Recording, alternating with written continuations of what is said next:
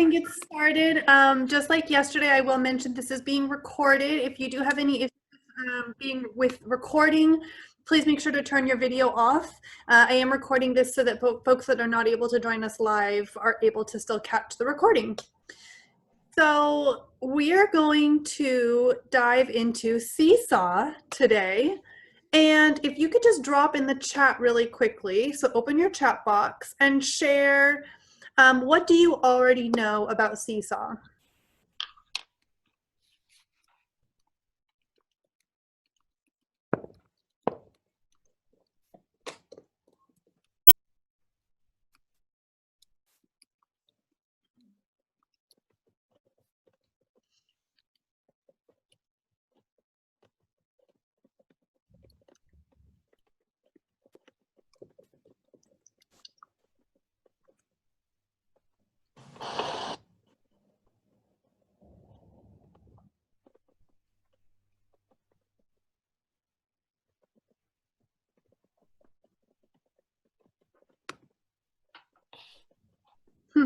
Perfect.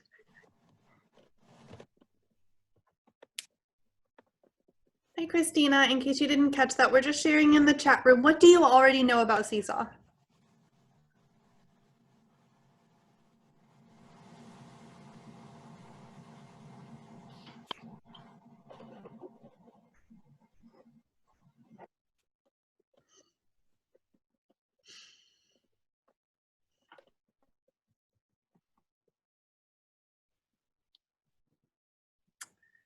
All right. We got one more person joining us. Just ask me for the password.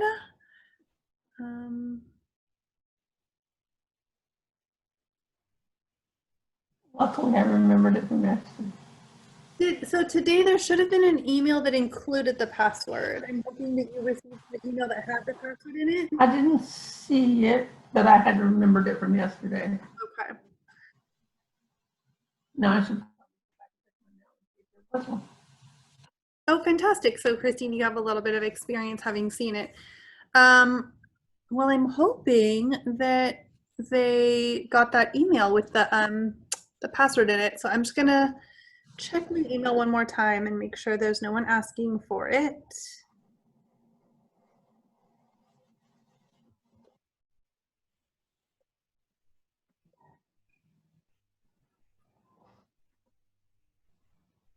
Okay, I don't see anything, so hopefully they're all able to get in.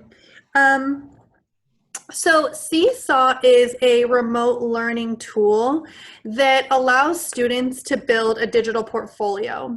I feel pretty strongly about Seesaw and its successes in the K-2 space, and I've also seen really wonderful things happen with Seesaw in the intermediate space as well. So I'm a pretty big fan of Seesaw. I will just start it off with the caveat. I'm not sure if it's going to continue as a free platform heading into the fall. Previously, they had the free version, which is for educators, and then you would pay for the upgrade. And obviously right now, because of distance learning, everyone gets that free upgrade. So I'm not sure what's going to be happening with the paid version moving into fall. Personally, I would really love it if the district would pay for us to have access in the K-2 space especially. Maybe not so important in the intermediate space, but definitely for the younger grades. So that's just kind of where I'm at with Seesaw. So let's just jump right in to Seesaw. I'm going to share my screen here. So hopefully you can see my screen where it says Seesaw. And let's just start by watching the little intro video. Obviously you could do this on your own, but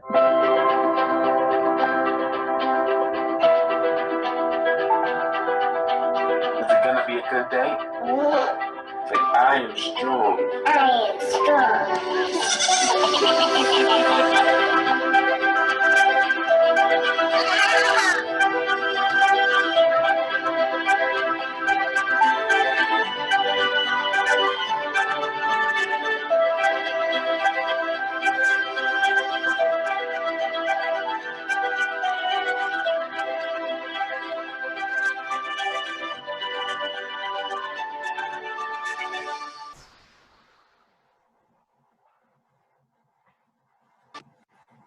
That's just a quick little promo for Seesaw. I'm going to go ahead and take you into my Seesaw, and I am logged in, as you can see, to my district credentials in the top corner here in Chrome.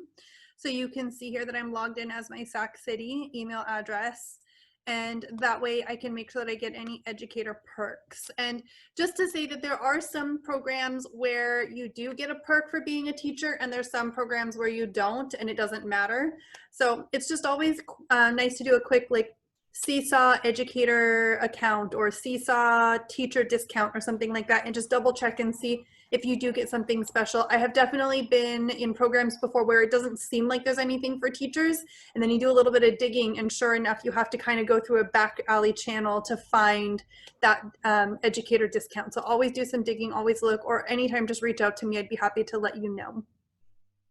So once you sign in, you would obviously just click log in, and you would go in with your district credentials. I've already pulled mine up just to make it faster.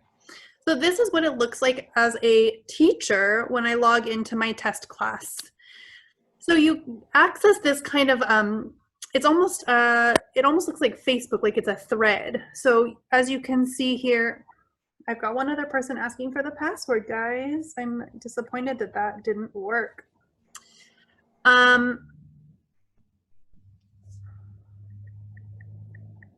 Interesting. I'm gonna have to look into that because I edited the emails yesterday so that they would include the password, and that didn't happen, so that's frustrating. So you can see here that there's kind of this feed, this news feed, and I can designate if I wanted to show up as a news feed or if I wanted to show up by calendar. So I can look here and browse by date and see what assignments I have on which dates. I don't have anything assigned for this month, so it's not showing anything, but I want you to know that that is a new feature that they're offering.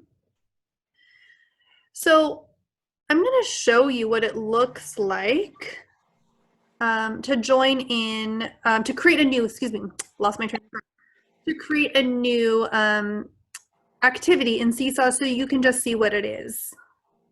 So I would just click the big green button up here. I would just click add, and I've got some choices here. I'm going to assign an activity.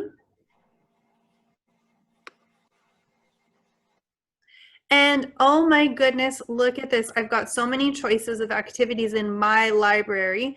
In this case, I'm going to create a new activity. And I'm going to call this second grade addition. Or actually, I'm going to call it second grade story problems. And I'm going to tell the children, show your work. And I'm going to add some voice instructions right here. Make sure you show your work, students. So if I have students that get bogged down by the reading, you have a lot of instructions, maybe you have families where English is not their first language, you can have those instructions orally in addition to written. I'm going to leave the rest for now and just click save. And I'm going to assign it. So this is now active in my class, and I just wanted to show how easy it is to just create something really quick in Seesaw. And in a moment, I'm going to show you what it looks like from the student view as well, so that you can see how the students engage with Seesaw also. For now, I'm going to continue my tour so that you can see what else we have here in Seesaw. So there's a journal of activities where I can see all of the students in my class. Here I only have my son and my daughter and then my sample student. I could add students right down here or families as well. We were in activities previously. I do also have an inbox where I can communicate with students and families. And then there's also this skill builder area, which probably, Mrs. Reed, you could tell more about the skills area than I could because I haven't actually used this yet. So. I do also want to share really quickly that when you go into assigning an activity, I was previously right here in my library, But I want to click over into community really quickly and just show you the incredible power of this wonderful community that is Seesaw. So I titled my activity second grade subtraction, and I don't know if I've already designated this as second grade or searched for second grade, but look at all these wonderful second grade activities right here.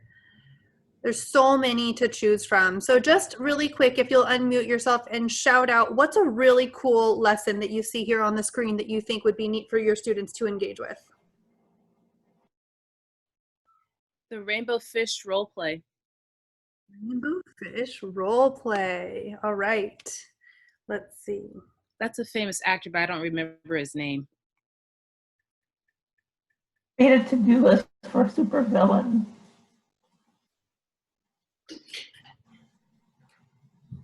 Why don't I see the rainbow fish role play? The man with the red sweater on. There he is. Sorry. She was looking for a rainbow fish. I was looking for the rainbow fish. I mean, there he is, the little rainbow fish. Now check this out. The student instructions are all already here. There's already verbal instructions embedded. It shows me what template the students will edit. It shows me this sweet little guy right here. I'm going to go ahead and just click assign it to my test class, and done. Look at that. Bada bing, bada boom. So easy.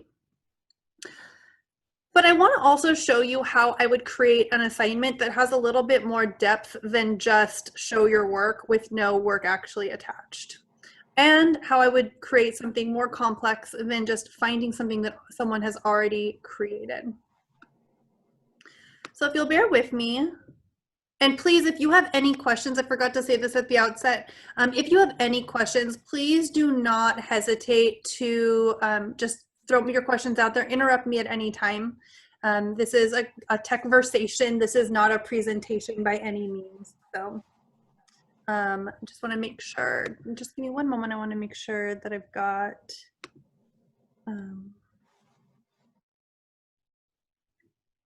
somebody still asking me for the link. So I'm just going to send that over to them really quickly, make sure that they can get in.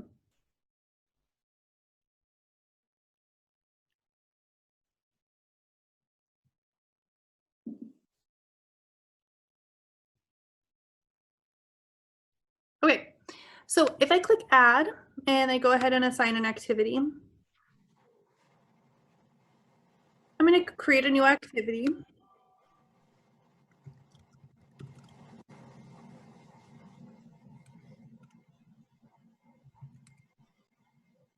And I want to add some media, and I want to add a template for the students to respond. And I'm going to go ahead and show you how I could use an Envision, what are these called? Center activity. So I'm just going to go ahead and screen clip, if it'll let me, screen clip this activity here.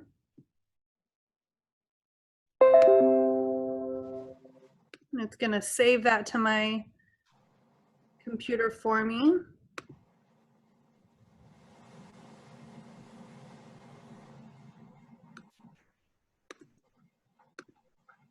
And I'm going to add it in here.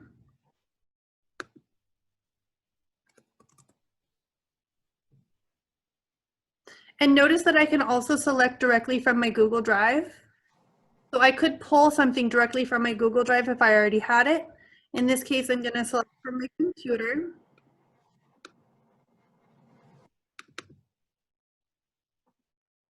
And look at that, I can drop 9 more photos. I can do so much here, but I'm going to leave it with just this for now. And look at this. So this, I can now edit this screen that the students would see. I can create a background. There's also grid paper in case they want grid paper or dot paper. You're having students do some writing. If they have a touch screen, you could have them do some writing in here with the writing paper. But I'm just going to go with a solid color background for now. And I'm also going to include my instructions here. Play this game with your family.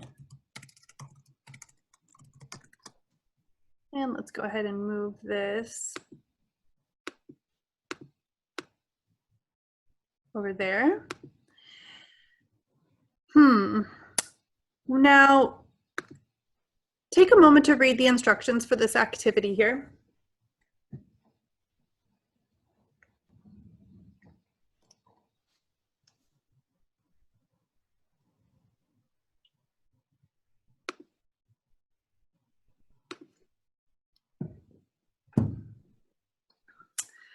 So maybe I want students to actually use base 10 blocks to do this activity.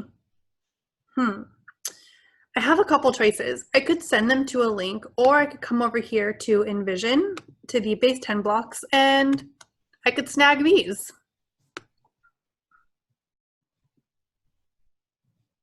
So I'm going to save this one to my computer as well.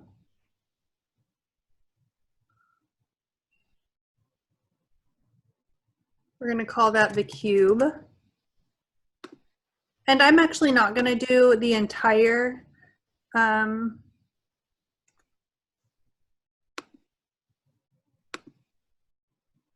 not going to put a bunch of them there just because I don't want to take too much of your time, and we don't actually even need cubes for this activity, so that was silly. What, no one called me out and said, we don't need cubes, Nova?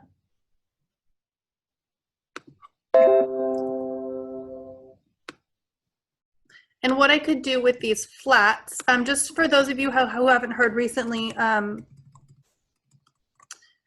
been calling these flats and not hundreds. Can somebody tell me why I call them flats and not hundreds? Because they could represent anything.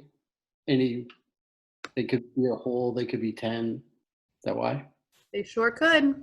They are not always hundreds. That's absolutely right. And you're just screenshotting them from, correct? You're just, Yep. yeah, I'm just stealing them from Envision. yeah. And you can steal them from anywhere, right? You could steal them even from right here. You could use the exact same image right here, right? I could say, oh, yep, let's grab this little rod. There we go. There's your rod. Not the best screenshot, but you get the idea. And then I just paste a whole bunch of them. I just go paste, paste, paste, paste, paste, paste, paste, paste, paste, right? You get the idea. There's a hummingbird at my window. I don't know if you guys could see that. He was like staring at me. Really cute. All right. Amanda, do you want to share any tips or tricks at this point since you've used Seesaw a little bit? I haven't actually used Seesaw. Oh, I thought you have. Okay, awesome. No, I was thinking about using it and then I didn't. So I'm learning now. I don't know why I thought you had. I apologize. I usually do all the things. It's usually what I do. So I can also add a caption down here that says, I can say whatever I want. Move the blocks to show your work. And I can also, again, add a voice caption. This is a voice caption. I'm doing a voice caption. Done. And now the students can see that when they come into it. So it says caption added. There's so much more that I could do here. I'm going to leave it at that for now. I do want to show you that I could add another page to this activity. Oh, but look at this. Adding a page is one of the premium features. So just want to point out, again, they keep changing what features you have access to. So I'll skip that for now, but you do have the opportunity to create essentially a series of learning down the right-hand side of the screen there. So within a single activity, you could essentially create like a little mini unit, essentially kind of like a slide deck, except they can add so much more than they could in just a Google slide. Any questions at this point before I move on? I have a question, Nova. Yeah, I heard So- Leah or Christina. Leah first. Leah. Oh, okay. So for this activity, the students would move, whatever it's asking them to do, they would move the flats to like one side of the screen. Sure. So, I mean, you could structure this kind of any old way. kind of my point here is that if you just sent this home to students just as a piece of paper, right, in a packet, there wouldn't be much that you could do as a teacher to see what they've done, how they've done it. But here with Seesaw, I'm providing them at least some sort of manipulative for them to be able to show their representations, show their work somehow. Obviously, if I were actually going to be using this with students, I would put a little bit more time and thought into how I would structure this activity. I'm just using this for demo purposes for you all. So I apologize, the thoughtfulness isn't quite entirely there in how to create an amazing activity, but hopefully you're getting some sparks of ideas. Is that So fair? when they leave the screen, like, is it automatically saved? However, when they exit the screen, is it saved and then we're able to view it? Yeah, I'll show you that in just a minute. It's really cool. Yeah. And Christina, you had a question as well? I don't quite understand how you grabbed those from Envision from this page. Thank you. Thank you for asking. So I just went to the Envision's math tools, right? So they have this math tools page. Have you been there before? I'm actually going to put a link in the chat.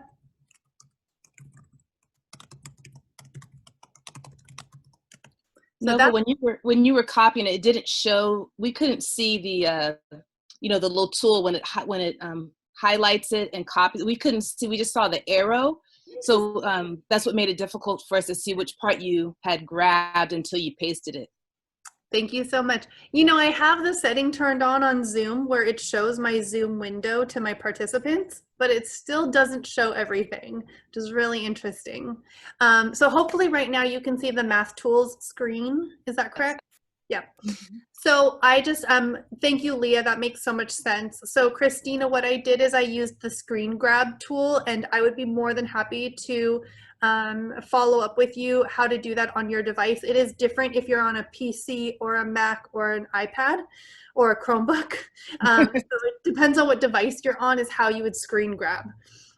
So I just did a little screen snip. I just snipped around this piece and it automatically copies it to your clipboard. And when you come back to Seesaw, all I did is I hit Control V or Command V if you're on a Mac to paste it into onto the page.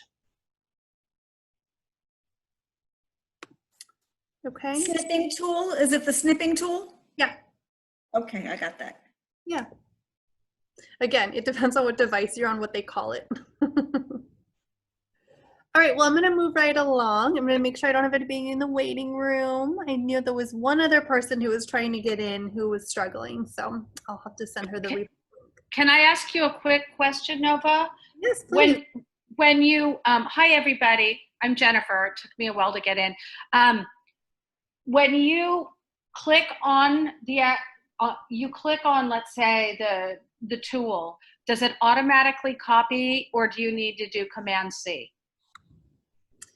It automatically copies on my device. I am not going to guarantee that that is the case for all places. Okay. So one thing, one mistake that I just made that I realized as Jennifer was talking is I was, let me go back here for a second. So when I was creating the example, this is actually just the example for the instructions. And so you can actually create, like you could put a video there and it could just be a video of you talking, saying, hi students, thank you for coming to reading time. I'm gonna read you a quick book. And then you read the book right here. You would upload a video. And then here would be the actual activity that the students complete. So I just demonstrated essentially the student template for you in the wrong space, my bad. And so I just wanted to point that out that I did put that in the wrong place. All right, so we're gonna move right along. Actually, let me put a couple of the base 10 blocks in here so that you can see what happens. Would you be able to drag that from that one box to the student template part? I don't remember off the top of my head, but that's a really great question and we'll find out in just a minute. How about that? Yep.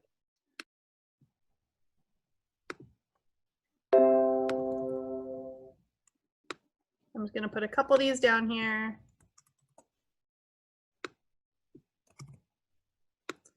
Okay. Moving right along. So I've created this really quick, short activity. There are some more options down here. And again, I think that there are more options the more you pay for the product. So there's some teacher notes that are not visible. So maybe I want to say, double check Raul's work. He struggled with this activity last time, or whatever that may be.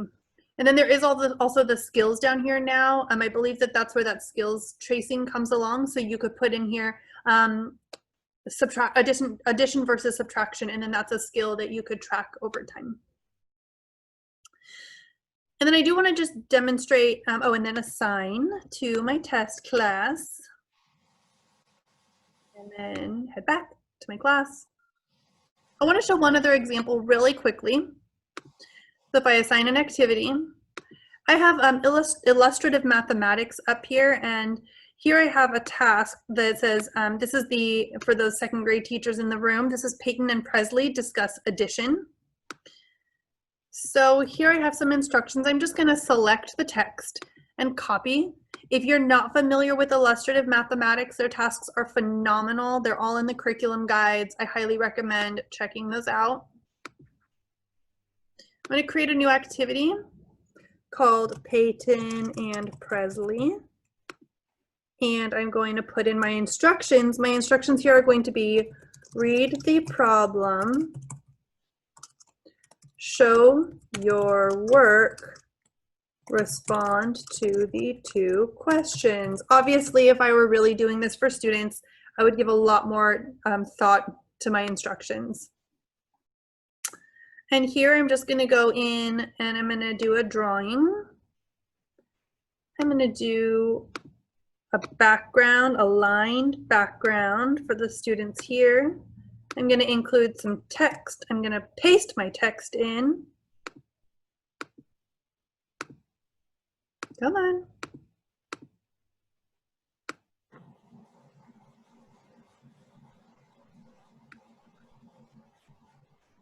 I'm trying to resize my window. There it goes. Ah!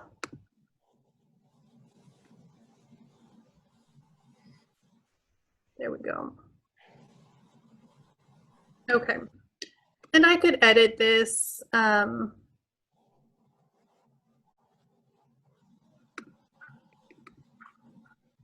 we go. And again, I could drop in some, I'm trying to get it, see if I can get it smaller. Again, I could drop in some base 10 blocks if I wanted to. I could resize this to make it smaller. There's a lot that I could do here with it to, you know, format it exactly the way that I want to. But I just wanted to share that there are many different ways that you can structure these activities. Great. So at this point, I'm going to, oh, wait, I have to assign it to my class or else that's not going to work very well. Any questions at this point? It is I am a resource and clever. I am is an instructional materials resource that is open source. Okay. Yeah. What does that mean? Open source. It means that it's free and public on the internet. Huh? Really quick. So since I'm teaching a split next year, would I create 2 different classes, one first, one second, or can I do the split together and then overlap some stuff, or Yeah. assign to certain students? Such a great question. So if you'll notice in the top left-hand corner where it says that I have 100 notifications, I have 2 classes. So before we leave, I will just pop into Mrs. Jones' 5th and 6th grade class. So Mrs. Jones is phenomenal with her use of Seesaw. This is a 5-6 combo. You can see here in the, actually I'm gonna go to activities instead of journal, come on. So here I'm just gonna scroll through so you can look at some of the activities that she has here. And if you'd like me to stop and pop into one, please let me know. So we'll just take a moment to read through these.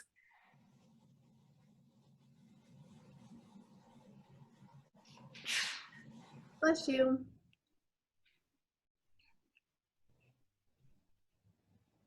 You want to, can we open the Foursquare? Because that's something that I know we use, you know, K through 6. So if I just click on it, it shows Yeah. me right here that there are currently 0 responses, 3 students are waiting for approval, 0 drafts, and 3 students have not responded.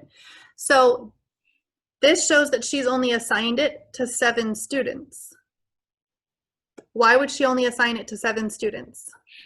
They were the ones that needed that information, that work. Or they were the ones that were more advanced, and there's got to be a reason that she's targeting those 7 students. Yep, so this is one of her groups. She's differentiating her instruction. And you notice that there was another Foursquare just below this one. And so she's within this one class, Amanda, she's deciding who she's assigning this to. So the 2 different ways that you can structure it are you can have one class where all the students are in there, or you can have 2 separate classes. You noticed that when I went to assign the activity, it asked which class I wanted to assign it to.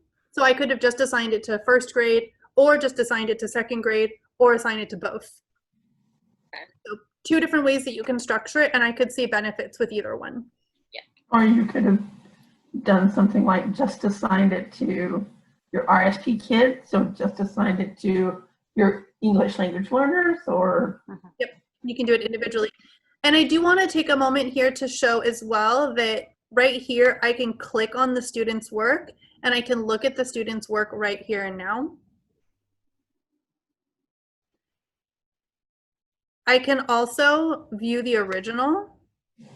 It'll open a new tab and it'll take me to the original assignment. So that's what the student was originally given. That was the template that I used to create this assignment, except it wasn't me, it was her. And then I also want to show that here I can either approve it, I can send it back, and I can write a comment to tell them why I'm sending it back, or you could delete it. I mean, I guess that's the equivalent to just like taking their work and putting it in the recycle bin. I don't know. I also want to note that I can comment right here, and that's a really great feature, which we're going to talk about in just another moment. And then at the bottom right-hand corner, it says next post. So right here, I can just cycle through all my students' work. This student hasn't completed it yet. This student hasn't completed it yet. Here's the student's work. Makes it really easy to just fly through and look at all of my students' work, all the different ways that they're submitting their work. Now I'm going to pop out of this really quickly because I want to show also. So if we look at this mathematical reflection, let's see if I can find one. Let's look at Melvin's. Maybe this will have, no. All right, let's see if I can find one that has what I'm looking for. I can hear my children screaming upstairs. Anyone else have children at home with you right now? Yes. I hear anime in the background at my house. So this student did his work on a piece of paper and then he took a picture of it. Unalise is a girl. Well, what I was trying to show is there's a way, and we're going to get into this in just a moment. There's a way for students to also record their video, or their audio rather, so that you can then hear their thinking. So let's just see if there's any here. So here's an example where the teacher put the problem in and then the student did the work on top of the problem. This is another example where the student did the work on top of the problem. So in this case, instead of copying and pasting the text of the problem, the teacher took a screenshot of the problem and just pasted it right in. Okay. You mean she didn't pull it in as a PDF? How can you tell that it was a screenshot and not a PDF? It could have been either. I'm making that assumption based on the size of the text, Okay. the size of the image. It doesn't look like it was a full page document. Yeah. It's a screenshot. So And it automatically treats it as a background, so it's permanent. and then the students were able to add the text boxes on top of it. Yeah, and there's some settings there as well that you'll get to play with once you're in. But yeah. Like you can set whether or not something is a background or not. Okay. And so just to show again, Amanda, I did that by clicking in the classes in the top corner here.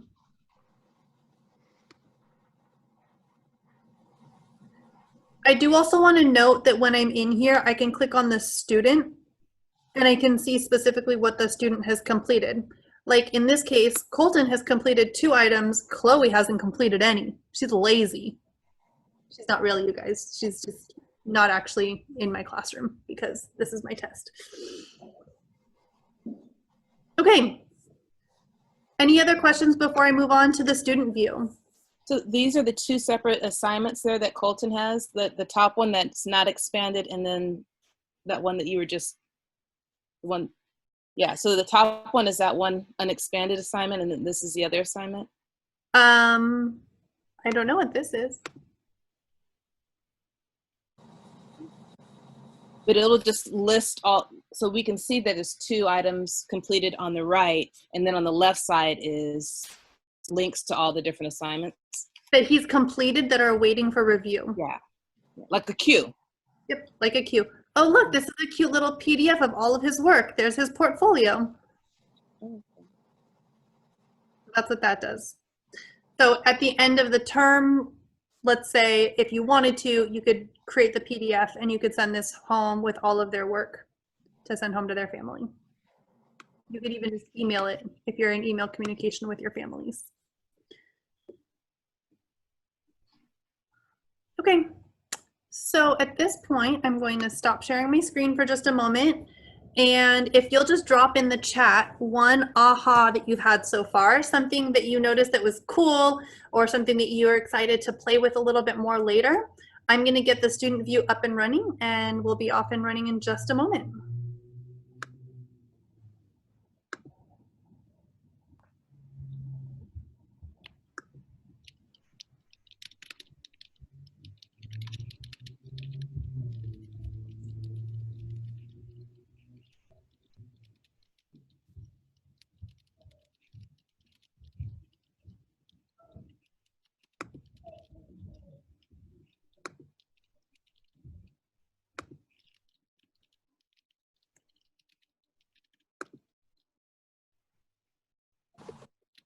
Yeah, digging into illustrative mathematics, it's their tasks are really wonderful, so it's really high quality.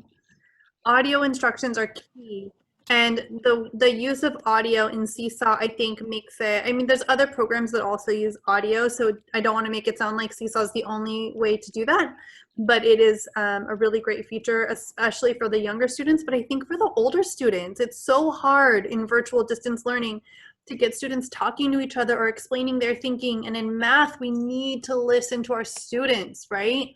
We need to like stop and just listen to them. And that ability for them to also audio back to you, you're gonna see it's pretty clutch. Yep, great differentiation. Yep, portfolios, all of you guys, yeah, I agree with all of these. Cool. Does this link to Google Classroom or would it be its own thing? So it doesn't link the way that Benchmark or Envision or Khan do.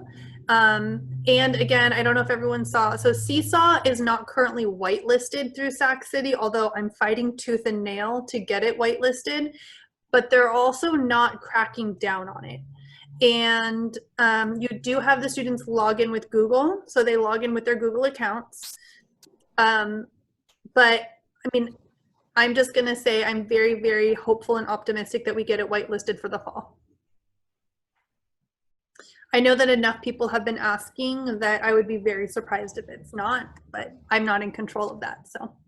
If the students can log in with Google, I mean, that makes it easy for them to access, Yep. right? Is that new? That our students can log in with Google, or was that always an option? That was always an option. Oh, I wish I had realized that. I would have probably pushed it a little bit more. So once we set it up, we create our classroom, then we just needed to give the students the link to Seesaw, and they would just log in with Google. Yeah, and just like with, remember with Khan Academy, there's a couple different ways to make that happen, a couple different ways to do that. And so as with Seesaw, there's a couple of different ways to do that. And if you're ready to start getting your students in, I would be more than happy to do another Zoom of just how to enroll your students, how to get your students up and running and all that. For today, I was just going to go over like the general features of the program. So I've logged in as my son. Here we are. We have now transformed. We are Colton. And it looks just the same, doesn't it? It's a different color. There's a little bit less stuff, but there's the same green button. I can still decide if I want it to be a stream or the calendar view. I can still see the other students in my class. So if I click on Chloe, oh, nothing's been added to her journal. So if there were something in there, then he would get to comment on her work. So if this were another student's work, he could just comment at the bottom and say, I really like how you used the blue dots. And so students can post on each other's work, and notice that it says pending approval. The teacher has to approve the comment, so there's no cyberbullying. Yeah. So if I go into my activity feed, look, there's my activities. Here's the work that I need to do. So let's start with this rainbow fish. So let's play the instructions. Click on the picture to listen to the rainbow fish written by Marcus Feister. When finished, click Add Response. Use the pen, pencil, highlighter, or glow pen to circle the scene that you would like to act out. Think about that scene. What is Rainbow Fish thinking? How is Rainbow Fish feeling? What is Rainbow Fish doing? Tap the record button and act out or role play what Rainbow Fish would say in that scene. When finished, click the green check mark to add it to your journal. Pretty cool.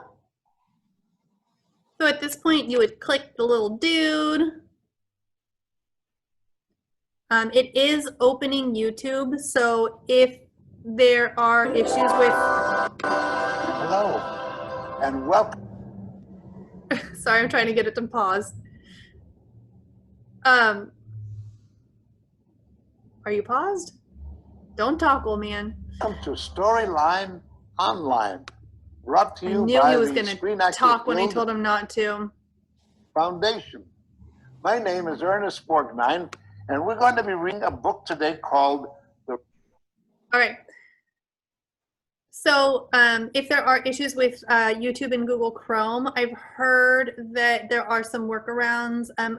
I'm trying to confirm if Nearpod is a good workaround for having students access videos on their Chromebooks. And I know that the district is working really hard to get the YouTube issue resolved. I don't currently have any other information about that. And then So can I ask a quick question? So if we add a YouTube video to this, the kids are still going to have the problem accessing it if we pre-record it or link it. To be very transparent, I don't have access to a student Chromebook, and so I struggle with that issue. It's like the one issue I haven't been able to help out much with because we didn't get, in retrospect, I should have probably grabbed a student Chromebook just so that I could have helped with the tech side of things, but I didn't. So I'm relying on the information from other people around that. Yeah. It seems like they were pretty quick, like 24 hours in approving things if you sent it to support, but you had to know that at the beginning. Otherwise, you had all these kids writing to you and saying, we can't open it. Yep, it's been an issue.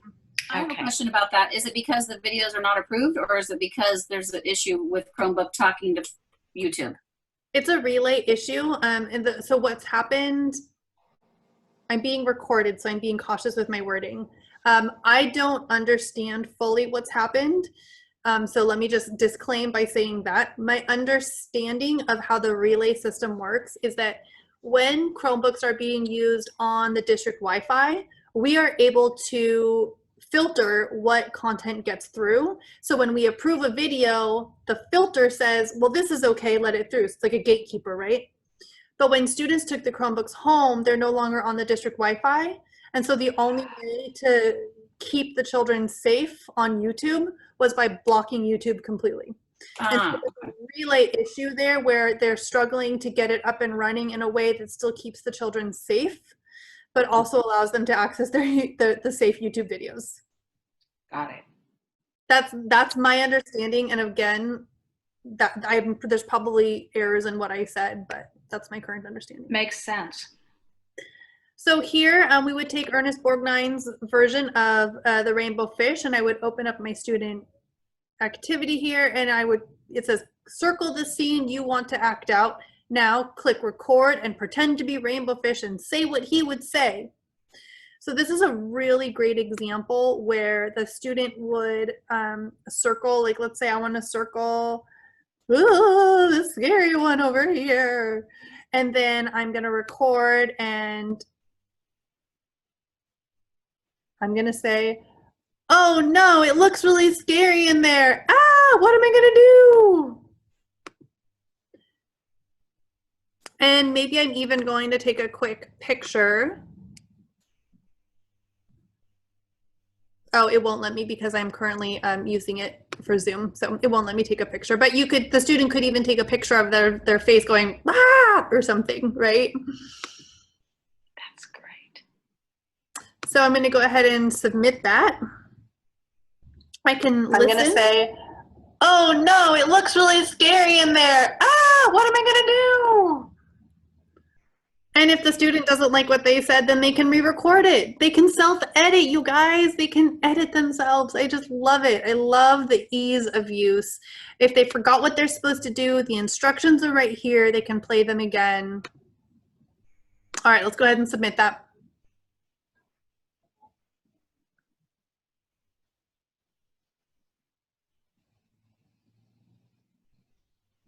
And here it says waiting for teacher approval, and it's now taken me back into my journal. So I'm just gonna click back over to activities. We're gonna really quickly just pop over here into this story, this activity that we had here so that you can see what I can do. So I can move these around. I cannot move around the background. Do you see that? So Leah, I think that was you asking, it automatically puts it in the background for me. I can unlock it. So if I'm clever, I can learn how to unlock, and now I can move it around. Some teachers may be like, I need them to be able to not move everything. I feel like if my student wants to move it so they have more workspace, great. If they move it and they do something inappropriate with it, I'll, have a private conversation with them, just like I would in the classroom. So here the student can build their number. Ooh. And then they can use the magic pencil and they can say 200 plus 10, and they can cover that up and they can cover that up.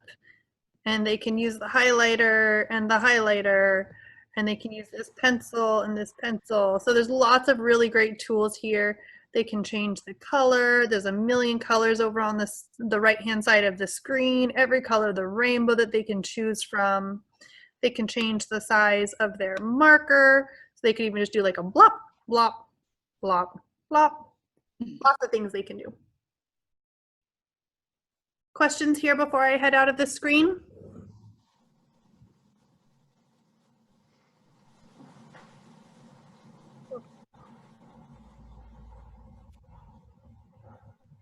Not really a question, but a comment. Having a tool that's easy to use is really going to help students, just kind of increase their computer literacy. Being able to manipulate the tools easily will be a great exercise for them. Absolutely. So I'm going to pop over really quickly into Colton's actual first grade class. And I just want to share some of the activities that he's really been working on for real, not my little test activities. And I'm just going to show really quickly you're going to notice that there's most of these are all activities that he did not do. So just in full disclosure, my son didn't do all of his activities, all of his lessons. Sorry. But I think it's really neat to see what his first grade teacher has been assigning. And I think it's really neat to see just the creativity. The writing prompts, the students were allowed to pick their writing prompt. Each day there was a different writing prompt, and they could either write it in their journal that they had at home, or they could do it on the screen. So I think that's a really neat way for students to self-differentiate. Sorry, I didn't want to show actual students there.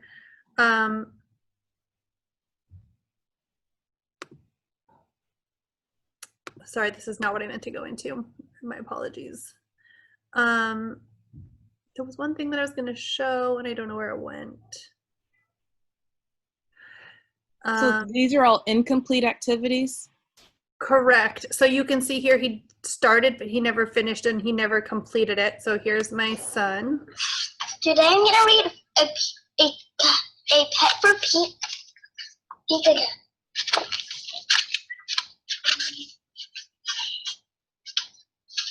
I did tell him to put a shirt on. That was common for all the kids. He's going to the pet store. He's going to get a pet. He wants a bird, a hamster, or a lizard. But then he sees a goldfish. That's what I want. He tells his mom.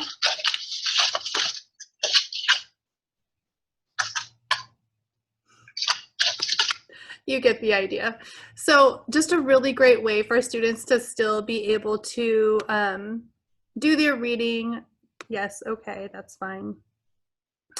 It would also be a really wonderful way to do some interviews with students without having to actually get each student one-on-one, you know, on a one-on-one Zoom call. You could do some sort of, you know, say, record yourself solving these math problems or just this one math problem, and have students, you know, explain their thinking kind of like number talks style and be able to listen to their thinking. Definitely first, second grade and up. Definitely kinder and first are a little bit harder, but like maybe first grade, second grade and up, you can have them do their work on the screen and then use the record feature to share how you thought about this problem and how you attacked this problem. And so you still get that depth of listening to the student thinking.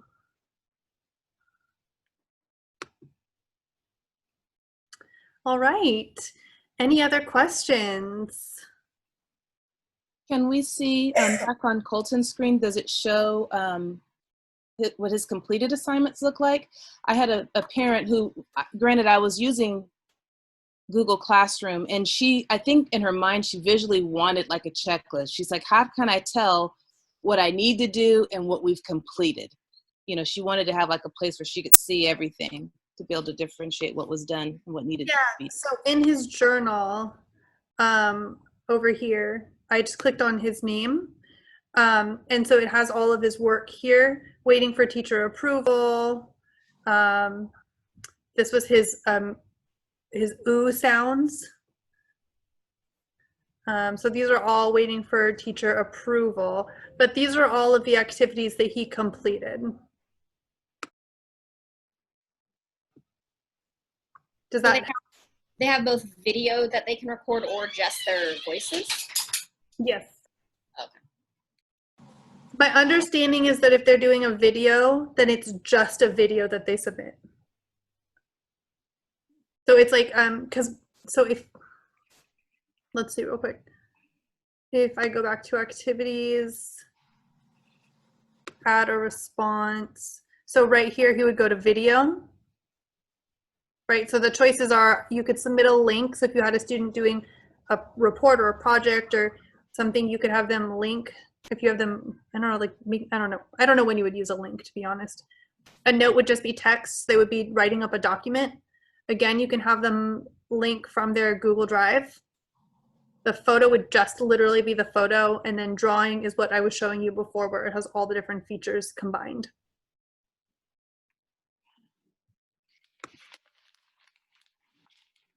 They can use multiple responses, correct? Mm-hmm. Well, if they do a video, they can only submit a video. Okay. But they could do a picture in a document or something like that. Yes, exactly. So this is what the note looks like. It's literally just text. Delete and start over. The photo would just be a photo. It's not going to let me because my camera's in use. But again, the drawing is the one where they can record and take a picture and do text and all of that all in one. Make sense? Yes, thank you for clarifying that. Yeah, of course, of course. Hey, Nova, I'm not sure if you'll be able to answer this one, but do you know any teachers using this and Google Classroom? This seems like something that I would have replace Google Classroom. Yeah, that's a great question. I hope that she's okay with it. I'm going to have to reach out to my son's teacher before I send out this recording today. So we'll just show you really quickly what his teacher did. And there are many other teachers doing something similar. I'm sharing this because I know exactly where it is because I just pulled it up earlier this morning. So she used Google Classroom to share a slide deck. And within the slide deck, everything was organized by activity. So here you have an overview of the activities that they needed to do for each week. If I went to a specific slide, it tells me in my Google Classroom, go to math topic 16, and I could click on this and it's a hyperlink to the classroom activity in Envision. And then it tells me to go to Seesaw and do week 9 math. Add your response to tell me about math problems you worked on this week. So she went from Classroom to Google Slides to Seesaw. And her first graders were able to manage that pretty easily. My son always knew where to go. Is that a link to Seesaw right there as well? Just like it is to the... Yep. Nice. Cool. And she told the students that it was easiest to access the slide deck in present mode, but my son never did. He always just clicked the blue and then clicked the blue. Yeah. Once they went to when he would click on the Seesaw link, would he have to log in, or would he enter logged in since he had set up the account using Google to start with? Yeah, I'll demo that again. So if I click on Seesaw and then click on Seesaw, it just takes us right in. And I'm currently logged in. I will also note, I'm currently logged into Google Chrome as my son. Mm-hmm. So that's also, it's what I recommend to parents overwhelmingly is have your children logged into Chrome. And then that way, as you can see, I also set up so that my children had all of their bookmarks at the top of the screen here. So anytime they needed to access something, they had the bookmarks at the top of the screen here. Does that make sense? Yes.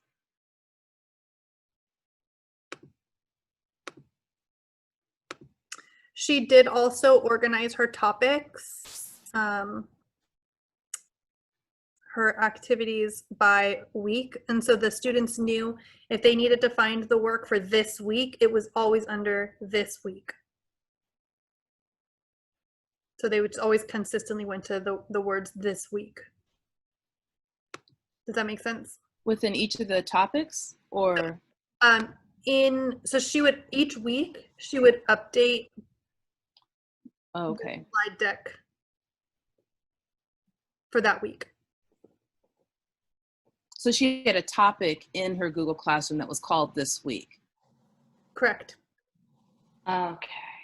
But I've also seen, I'm going to go ahead and stop sharing real quick. I've also seen teachers organize their Google Classroom by week. So you have like the week of, June 22nd or whatever it is. I don't know. The week of July, whatever it is, right? So I've seen teachers organize their topics in Google Classroom by week. I've also seen them group by subject, by content. I've seen them organized by must-dos and may-dos. So these are the things you must do. Everything else is optional, kind of like a menu. I've seen that organized a number of different ways. But we'll cover all that in the Google Classroom session, which is Tomorrow. I got it right. Alrighty, you guys. If you have any other questions, I'll be here for another minute, but I do want to honor it is 3 o'clock on the dot. Such better timing than yesterday. Nailed it. If you have any other questions, I'll be here for a moment, but I do want to honor your time, and I want to thank you so much for joining these. I love that this is useful and helpful, and please, I want to be like the 9-year-old boys. Subscribe and share. Subscribe and share.